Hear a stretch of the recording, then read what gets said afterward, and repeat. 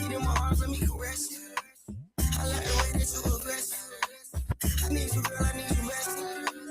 I need you, baby, you embrace. She call me king, but I am back around, baby. When I go sleep, baby, we shaking. Hey, that was Baccarat Baby by the artist Carter Dondada. You can check him out on YouTube just to let everybody know that is my nephew, so I told him I'll promote his music. Um, Welcome to Off the Record podcast, where there's no topic that is off limits, giving ourselves as well as our guests a space to share honest opinion that's uncensored, unfiltered, unscripted. Before we get into tonight's show, I just have to say this episode that we're going to have is going to be heavy for some listeners and or viewers, but it is necessary. Tonight's discussion is going to be about consensual versus non-consensual sex or contact. I am your host, Uno. I am here with Fair Monet, Renee, as well as Apex. Let's jump right into the latest celebrity news. I don't know if everybody's seen this, but it was a viral moment that happened with the baby and an artist that is here, a local artist that is here in Dallas. Apparently, the baby was actually performing at a club here in Dallas. And after leaving the club, there was an artist by the name of B. White that was trying to give him a painting of his two daughters. Baby rejected it, just looked at it and kept on moving on. And it wasn't even the artist. It wasn't even the artist that actually took the photo. It was somebody that was standing across from him. I guess uploaded it and then said that it was rejected on the social media. It blew up. So the baby went on to said that he messaged the guy saying to remove his daughter's paintings off the photo. The artist responded saying that he's a fan and he was kind of questioning why he reacted the way that he did. And now it's kind of divided on the internet. Was the baby right or wrong? But before we get into answering that question, one of the things that baby said, go use your God-given talent, but he found it weird that the artist would paint pictures of his daughter, for one. And then on top of that, he went on to threaten the guy saying, wait till God put me in front of you, you're gonna see what I'm gonna do, or something like that. I'll get the correct quote. So I just want to know, whose side do you stand on, the baby or do you stand on the artist side? Da da da da da da da da da da da da. Yeah. So I understand. Second, we actually once again, I just want to thank everybody for tuning into Off the Record podcast, where we are uncensored, unfiltered, unscripted. Moving into the show's topic, I felt that we needed to cover this topic: consensual versus non-consensual sex or contact, for two reasons. I was sent an article that we'll discuss later on, but I wanted to touch on this based off of the Brandy memoir, Phases. In her thing, she speaks about Wanye Morrison from Boys to Men in her memoir, detailing the two collaborated in the 1994 hit Broken Hearted. Part of it is she said that their friendship quickly turned romantic. I was in over my head, sneaking around with Wanye and lying to my parents had become constant. Um, had become constant. Moving forward, she also said that in the memoir, she said she also went on to say that he took advantage of her due to her age or their age gap, and the shame ends here. Some supporters say that even if something seems consensual at the time, a younger person may not fully grasp the situation.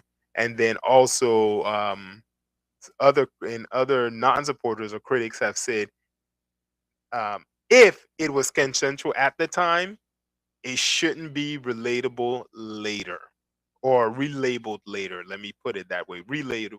So here's the question: have you all read or seen any part of the Brandy interviews about her memoir? And then two, have you looked at the video that Wanye did on the Breakfast Club? Because I looked at both. I read both excerpts and I've seen some interviews that they both did. So my question is, what are your thoughts regarding the critics or the supporters?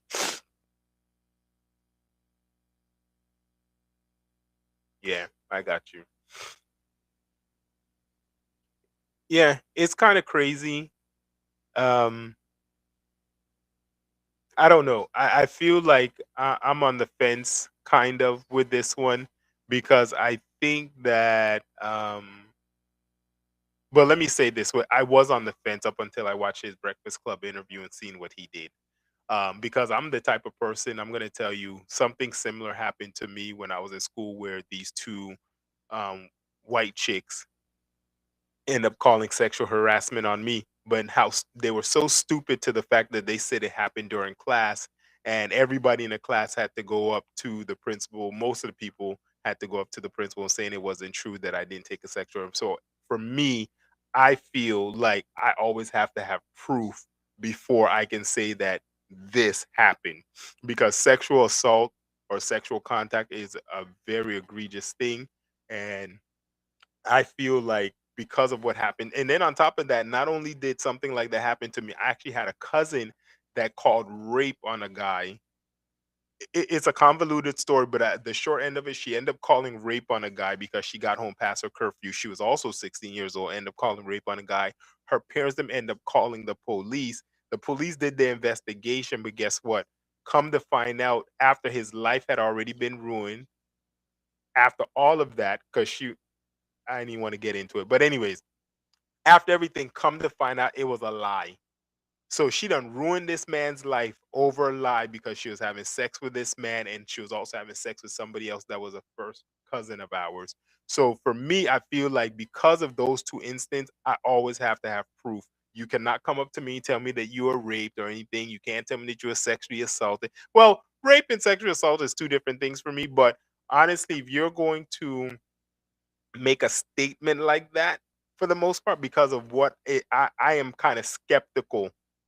Like, I'm not just gonna jump on the bandwagon. Things have to make sense to me. So you can say I was abused, I was raped, I was it has to make sense in order for me to believe it. But anyways, that's just me. But at first when Brandy came out with this, I was actually kind of skeptical because of course I'm a big Boys to Man fan. And then I got into watching the video or the thing that they did with the Breakfast Club. And unfortunately for me, I'm one of those people that if I feel something is against my moral belief, not even my religious belief, my moral belief, I gotta cut you loose. And unfortunately for me, Boys to Men is no longer in the top. I don't even know who I'm gonna place it, but definitely Boys to Men is like Brian McKnight. Anytime I hear the music, I'm changing it because I seen the interview where Wanye responded that they had sex and where it was all legal in all legal states, and I understand that, but unfortunately, I just can't support it. But moving forward, that's the next topic. So I just want to once again to that wraps up today's conversation. I just want to say our conversation does not aim to tell you what to think. It challenges you to think. Your perspective matters. So I would like for you to share your thoughts candidly and respectfully as we explore issues that let's explore issues together within our community. So I just want to thank the listeners once again for listening off the record podcast where we share honest opinions that's uncensored, unfiltered, and unscripted. And that takes us out for the day. I appreciate it. You'll see our social media on the video at the end so that way you can follow us and respond to any social media postings. Thank you again for listening.